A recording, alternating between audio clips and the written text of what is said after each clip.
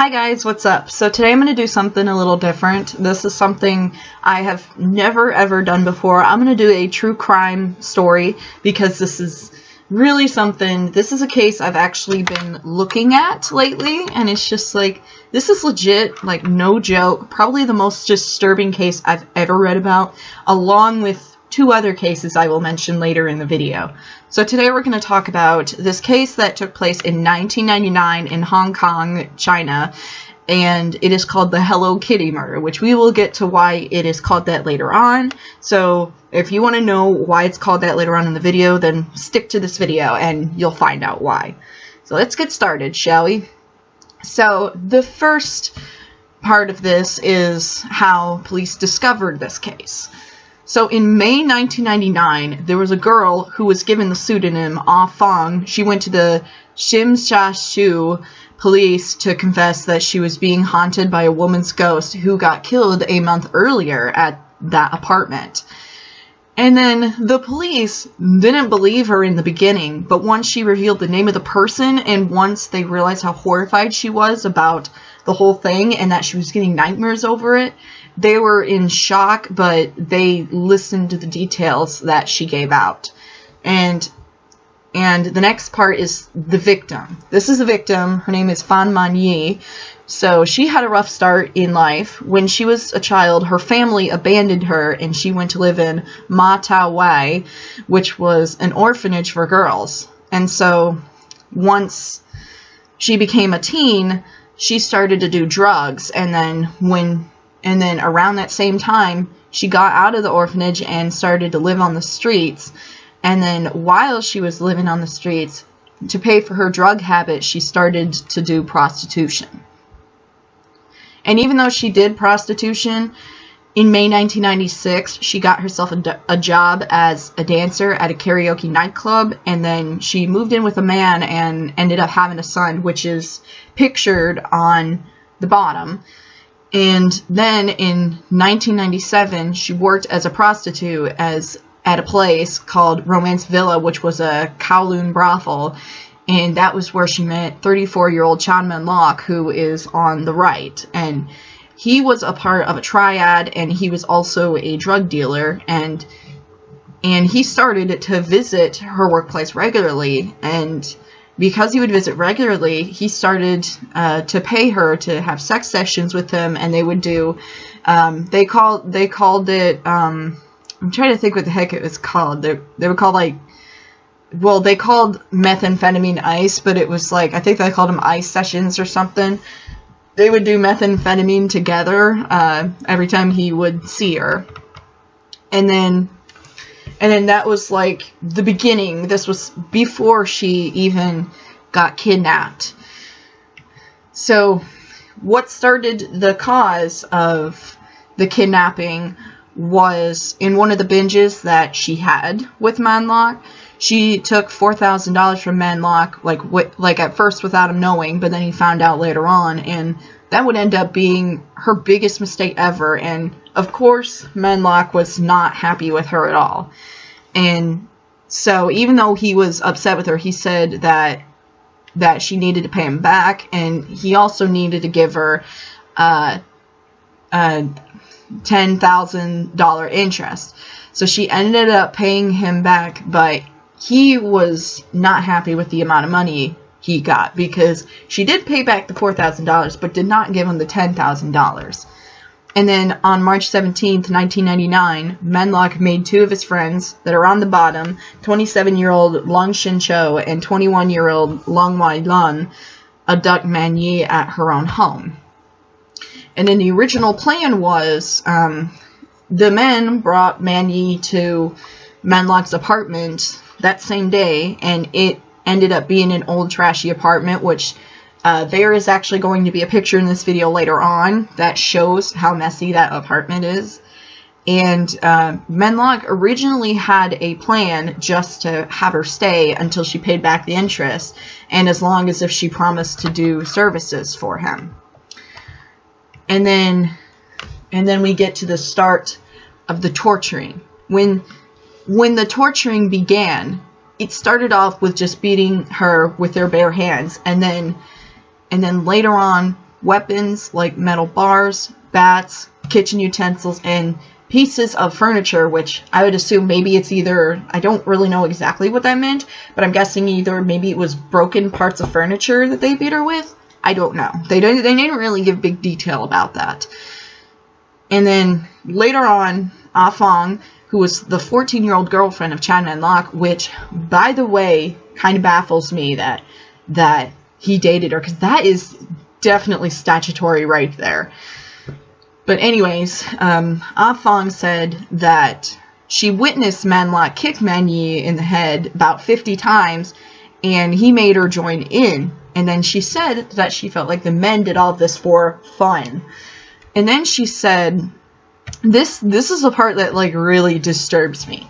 She also said that the men forced Man Yi to smile and laugh and say that she was happy and excited that she was going to get beaten and raped. And if she didn't do that, she will be beaten even more because the men found it fun if she pretended to be happy, which is absolutely disturbing to me that they would force her to do that. And then this next one, it says, later on, the men started to get, and this is with how they described an article I read, they said that they started to get creative with their ways of torturing Man Yi later on. And some of the things they did, they started to melt plastic on her and they draped it on her. They purposely spilled hot candle wax on her. They burned her feet with cigarette lighters and hit them with sticks, as well as metal bars and water pipes. And it got to the point where she got weak and could barely walk or move, and it got less fun to the men.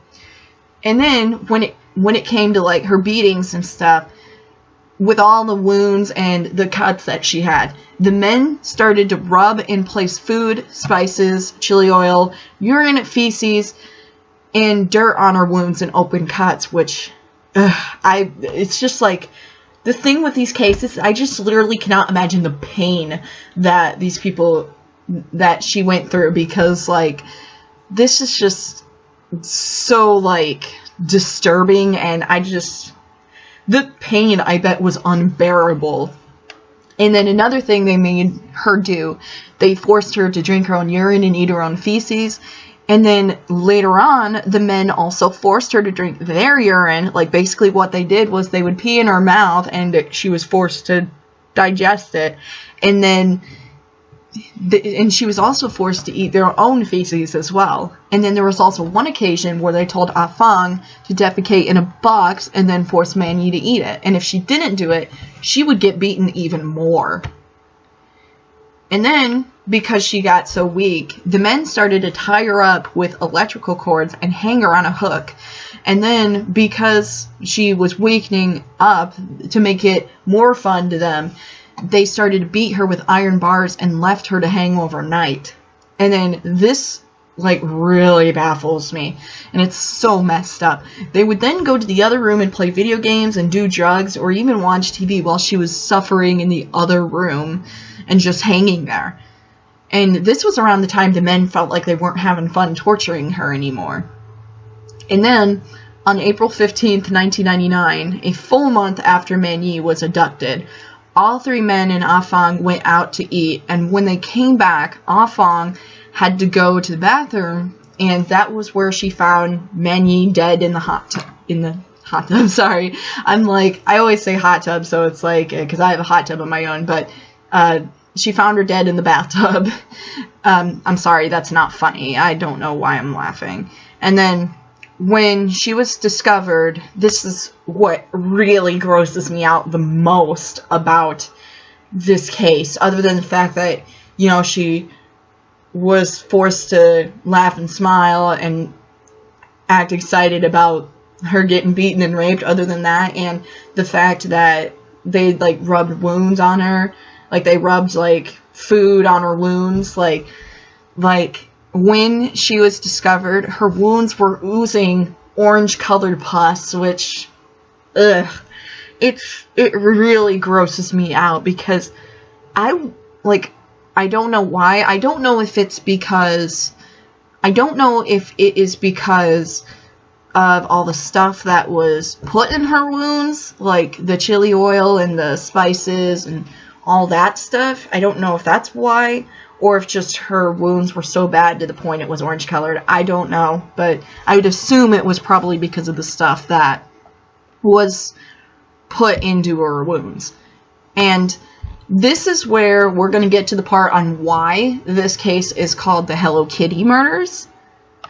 So after Manyi's death, after she was found dead, the men dismembered Manyi and Manlock boiled her flesh. And I read this in a couple articles. I'm not 100% sure which one is more correct.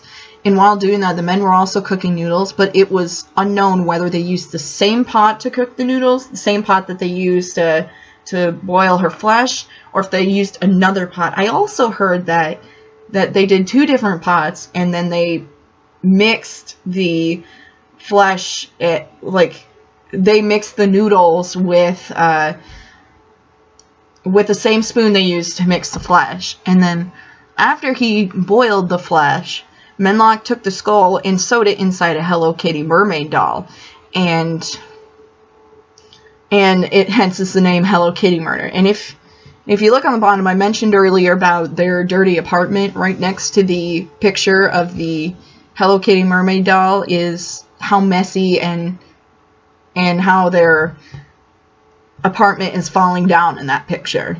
And it looks dirty as heck, because if you look at the Hello Kitty doll, you can tell it looks like it's all dirty as hell. And then once the case was being investigated, all they found of Manyi's body was a few of her organs in the fridge, her head in the Hello Kitty doll, and just a tooth of hers that was on the ground. Which, this case is just, like, so messed up that it's just, like, it's kind of hard for me to talk about this. But the aftermath, this is what I'm kind of glad about the verdict, but at the same time, I'm kind of not. All 3 men were found guilty of manslaughter in this case, and not murder. But they luckily ended up being sentenced to life with no possibility of parole for 20 years, which, honestly, this is kind of like a big relief that they gave them life, because, like, compared to the Junko Furuta case and the Sylvia Likens case, like the killers or the people that tortured them ended up getting out of prison later in life. And then everything that I explained here was explained by Ah Fong, the 13-year-old girlfriend of Manlock. And throughout this whole case, the men had shown no remorse for this crime. But luckily, they got what they deserved. And I forgot to put down, but it is unknown if they got out of prison or not. I better hope they did, I better hope they didn't. Sorry, I'm like at a loss for words tonight. I just don't even know. And then like I mentioned earlier about how Manyi had a son. He is, from the information I found, her son is currently a student in Singapore, or he was. I don't know for sure yet, because that's the only information I got. And he actually has no memory of his mother. However, he does wear one of her necklaces that the police ended up giving to him after her death, which it is unknown, like, what happened to the son during the time that she got kidnapped. Like, I found no information on that, but I do want to know that, though. So, yeah, this is legit one of the most disturbing cases I've ever read about. This definitely goes up there with the Junko Furuta and the Sylvia Likens case, which I probably will cover sometime in the future. But anyways, I hope you guys liked this video. I'm sorry that I've, like, stuttered a lot during this video. It's like 12 o'clock in the morning, and I have nothing to do. So, and it's like, I'm probably getting a little tired, so that's probably why I'm, like, stuttering a bit. But I hope I can do another video as soon as possible. I'll see you guys soon. Alright, bye guys.